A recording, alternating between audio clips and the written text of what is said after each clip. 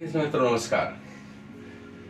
दोस्तों, आज हम कुछ ऐसे विशेष बातों और कुछ विशेष सत्य घटनाओं के बारे में बात करेंगे कि जीवन में अगर मनुष्य को देखा जाए ना,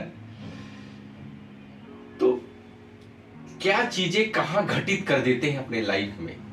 एक सत्य घटने के ऊपर ध्यान दीजिए दोस्तों। एक ब्राह्मण कुल का बच्चा काशी में अपनी पढ़ाई करने के लिए जाता है और वहां पे बहुत अच्छा शिक्षा ग्रहण करता है। और पूरे पढ़ाई के दौरान वो गुरुकुल में बहुत अच्छा ज्ञान अर्जित करने के बाद जब अपने घर आता है तो पिताजी उनसे एक ही प्रश्न करते हैं, बेटा तो मुझे ये बता कि तूने पढ़ाई कर लिया। बोले हाँ पिताश्री, मैंने पूरी पढ़ाई जो भी हमें गुरुकुल में सिखाया गया, पढ़ाया गया, बताया गया, मैं सब पढ़ लिया। तो बोले ठीक है, मुझे एक प्रश्न का उत्तर दे दे तू, पाप का बाप कौन होता है। दोस्तों गौर से सुनिएगा ये दृष्टांत को। पाप का बाप कौन होता है, पाप का पिता कौन है। वो अपनी पूरी किताब को अल्टी पल्टी करता, पूरा ये पेज से वो पेज, जितने ग्रंथ है सबको एक ढूंढ डालता, लेकिन उसको ये चीज नहीं मिलता, पाप का बाप कौन है, जो भी वो अपना शिक्षा वहां पे ग्रहण किया। पिताजी बोलते हैं कि जब तू ये पता लगा के आ जाएगा कि ये पाप का बाप कौन है, तभी मैं तुझे स्वीकार करूंगा, तब तक तू अपना पता लगाने के लिए निकल जा। और वो निकल जाता है और उसको कुछ भी देते नहीं है कि मुद्राएं उसी राजकोष से, उसके पास से, जो भी ब्राह्मण कुल में उनके पास रहता है, उनके पिताजी के पास कुछ भी नहीं देते हैं और उनको भेज देते हैं। वो बाहर निकल जाते हैं। 2 से 3 दिन हो जाता है, पूरे नगर में इधर उधर ढूंढते रहते हैं, कुछ समझ में नहीं आता कि ये पाप का बाप है कौन। कुछ दूर पे उनको काफी गर्मी का महीने में माहौल से पसीने से लथपथ होके कुछ सोचते हैं कि कुछ चीजें मिल जाती। एक जगह देखते हैं कि तुलसी का पौधा और अगरबत्ती जल रही है और कुछ बढ़िया सा घर दिखा, तो उनको लगा कोई वैष्णव का घर, कोई ब्राह्मण का घर है, यहाँ मैं थोड़ा टाइम विश्राम करता हूँ, पूछता हूँ।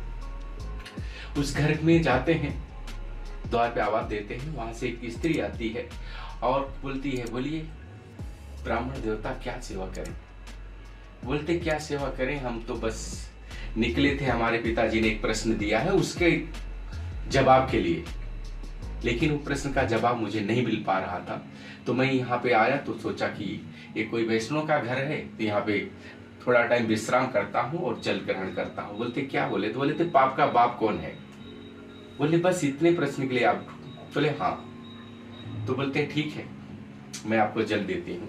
जल लेके आते हैं, जैसे उनको पीने के लिए देते हैं तो पूछते हैं आप कौन हो माते, आप कोई ब्राह्मण हो। तो स्त्री बोलती है नहीं मैं ब्राह्मण नहीं हूं, मैं इस नगर की वेश्या हूं। इतना सुनते ही वो लोटे का जल जो है फेंक देते हैं। बोलते मैं ऐसे जगह पे पानी पी सकता हूं, मेरा धर्म नष्ट हो जाएगा, मैं यहाँ पानी नहीं पी सकता हूं। तो बोलते हैं आप इतने प्यासे हो, इतने व्याकुल हो, अगर आप पानी पी लेते हैं ना तो मैं 5 स्वर्ण मुद्रा आपको दूंगी, क्योंकि आप 2-3 दिन से भूखे प्यासे घूम रहे हो। वो ब्राह्मण कुल का लड़का जो भी था वो थोड़े लालच में आ जाता है कि ये क्या चीज है। ठीक है पानी पी लेता हूं, 5 स्वर्ण मुद्राएं मिल जाएंगी, मुझे पाप का बाप ढूंढने में आसानी हो जाता है, और पी लेता है। और पीने के बाद तो बोलती है अगर काफी थके हो आप थोड़ा सा भोजन प्रसाद बना ले लो। तो बोलते हैं मैं आपके घर पे भोजन प्रसाद करूं, ऐसा हो ही नहीं सकता है। बोलते हैं नहीं आप भोजन प्रसाद पाएंगे तो आपकी थकान मिट जाएगी, अच्छा रहेगा। बोल 10 स्वर्ण मुद्राएं जी देंगे। तो बोलते हैं ठीक है। देखिए विचार कैसा चेंज होता है। 10 स्वर्ण मुद्राओं के लालच में बोलते सामान लाओ, जैसा आटा गूंथने चालू करते हैं। बोलती हैं ब्राह्मण देवता अगर आप ये आटा न बना के मुझे बनाने दीजिए और मैं आपको प्रसाद दूं तो मैं आपको 15 स्वर्ण मुद्राएं दी। बोलते जब तुम्हारा विचार यही ले लो। आटे की पोटली दे देते हैं और स्त्री बहुत अच्छे से भोजन बनाती है। बना के जब पानी का टाइम होता है तो बोलते हैं कि अच्छा मैं पाता हूँ, भगवान को स्मरण करके पाना चाहते हैं। तो स्त्री बोलती है, ब्राह्मण देवता अगर आप मेरा एक और बात मानो तो ये प्रसाद मैं अपने हाथों से आपको खिलाना चाहती हूँ, आपको मैं 20 स्वर्ण मुद्राएं दूंगी।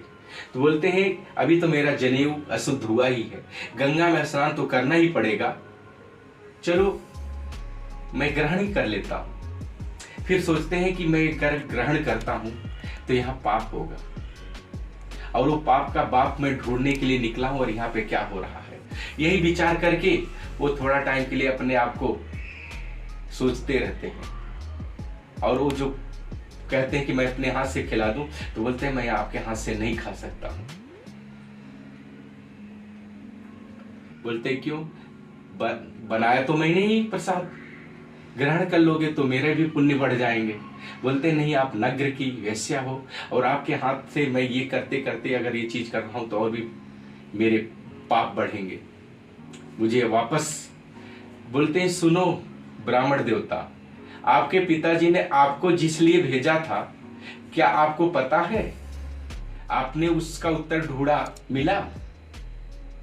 पाप का बाप कौन होता है मालूम है आपको? दोस्तों आप लोग भी ध्यान से सुनिएगा, पाप का बाप कौन है? आप लोग ने बहुत बार सोचा होगा, सुना होगा, लेकिन याद नहीं होगा। पाप का बाप लालच होता, लोभ है। जिस मनुष्य को लोभ हो गया, वो किसी प्रकार का लोभ हो, वही पाप का बाप है। इस कलिकाल में ये लोभ में अगर जो मनुष्य पड़ता है, लालच में आता है, यही सबसे बड़ा पाप है जीवन में। क्योंकि प्रत्येक मनुष्य को ईश्वर उसके खाने भर का देते हैं, जो एक्स्ट्रा मिलता है ना, वो लोभ के कारण होते रहता है पूरा आडंबर। 250-300 ग्राम से ज्यादा आपके पेट में भोजन नहीं आता एक टाइम में, लेकिन पूरा अगर 2 किलो भोजन अनाज या 10 किलो अनाज की कमाई आप कर रहे हो एक टाइम का, तो जो एक्स्ट्रा होता है ना, वो लोभ और लालच में ही रहता है, और वही चीज पाप बढ़ाते जाता है। दोस्तों गौर करिएगा, जीवन में कभी भी कहीं भी रहो, लोभ और लालच से दूर रहो, कोई भी पाप नहीं हो पाएगा आपसे। उसके पहले दोस्तों मेरा वीडियो लाइक और सब्सक्राइब करना ना भूलिए। अगर आप सबको अच्छा लगे, लाइक सब्सक्राइब जरूर करिए, कमेंट करिए। दोस्तों जय श्री कृष्णा। दोस्तों हम नया वीडियो के साथ में जल्दी प्रेजेंट होते हैं। जय श्री कृष्णा दोस्तों, नमस्कार।